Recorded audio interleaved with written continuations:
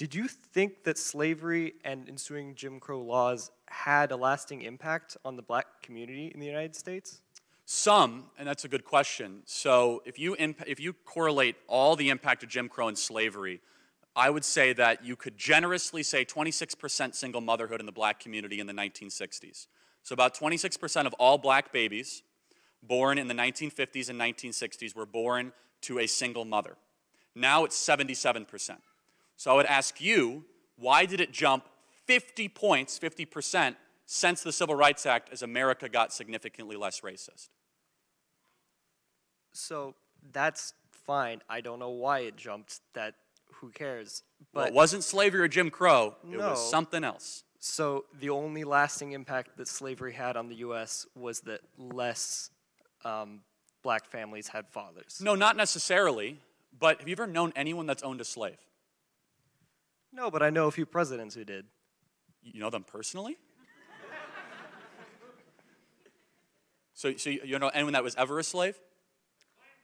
Well, no, because...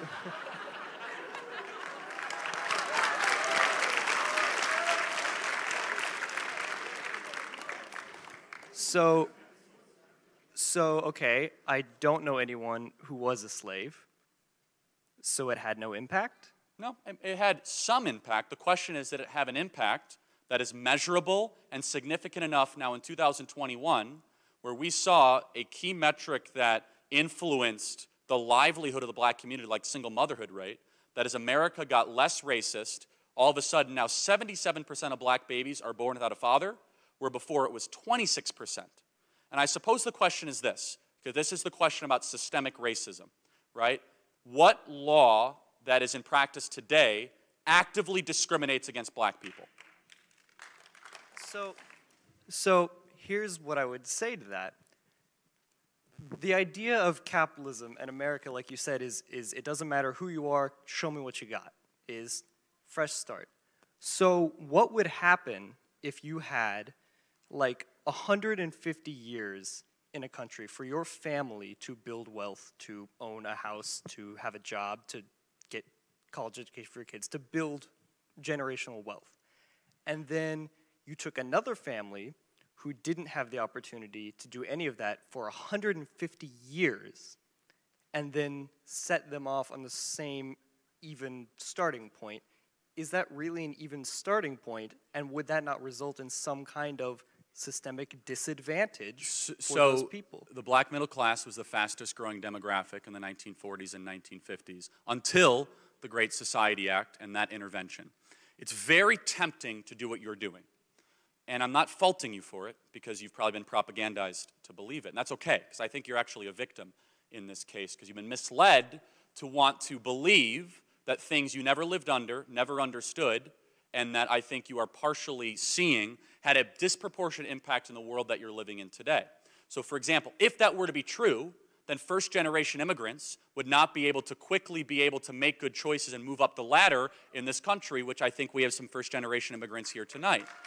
Now, let me say this, that this idea that America is systemically racist to the core would also be quickly debunked by the fact that more blacks have legally immigrated to America since the 1980s than ever were here brought as slaves. Over 2 million blacks from the Caribbean and from Nigeria and from Western Africa have come here to America. So the question is, why is it that in every statistic that you could probably rattle off, are black people doing worse than white people? What is it? Well, I would point to the fact that fathers are not in the home, because it was 26% of black females in the 1960s were single mothers. Now it's 77%. If you look at the Brookings Institution, a liberal think tank, there are 3 things you need to do to stay out of poverty in America.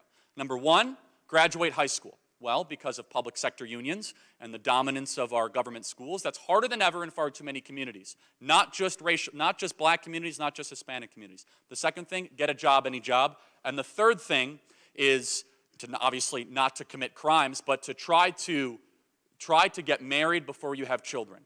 And so some of what I believe has contributed to the downfall of some of these communities has nothing to do with white people with the neck on black people. Instead, it's the following. Fathers no longer being in the home, the rise of sexual anarchy that came in post-1960s liberalism that removed this idea of sex being confined to a marital relationship to be gratuitous and everywhere. All of a sudden you've seen an increase in not just the birth rate, but the single motherhood rate and abortion alongside of it. I would just ask this question, I'm just curious. How much do you think outputs are based on people's decisions, based on the advantages they're born into? I mean, as someone who's taken Introduction to Sociology, your life is greatly influenced by what the conditions you're born into. But I promise this will be the last thing. Just, you say there's less fathers in the home of, many black families, yes. And that's the issue.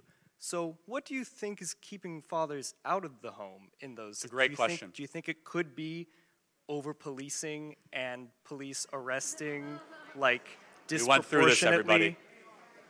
Do you think it could be law enforcement disproportionately enforcing laws in black neighborhoods and arresting more black males than any other demographic? So blacks are actually under-arrested and under-policed per the percentage of crimes they commit. We talked about some of those numbers. But let me tell you one thing in particular. In the Great Society Act, we decided as a civilization to subsidize single motherhood. In the 1960s, we told black women you no longer need to be married to have children, you can get married to the government.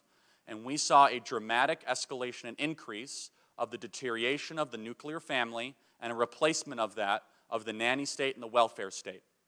And I would say this, that every single activist group that steps up, that talks about systemic racism and oppression, if you look at the data, purely the data, if there is a movement to put black fathers back in the home and to try and challenge the sexual anarchy that came in the post-1960s and had a more prudent and pious view of sexual relations in America, which is a very unpopular view, by the way, for most Americans, but it's true that before the 1960s, sexual relations were, at least culturally, supposed to always be confined to marital relationships.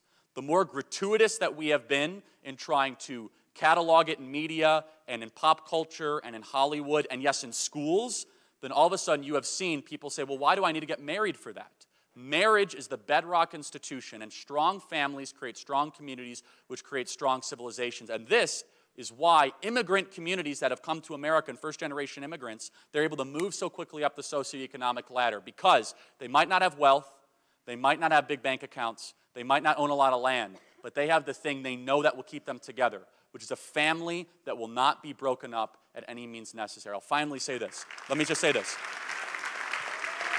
No, I want to thank you for coming because it took courage to ask that question. I'm just going to ask you to do one thing. Please forget everything you learned in Introduction to Sociology 101 because it was likely all garbage. So thank you so much.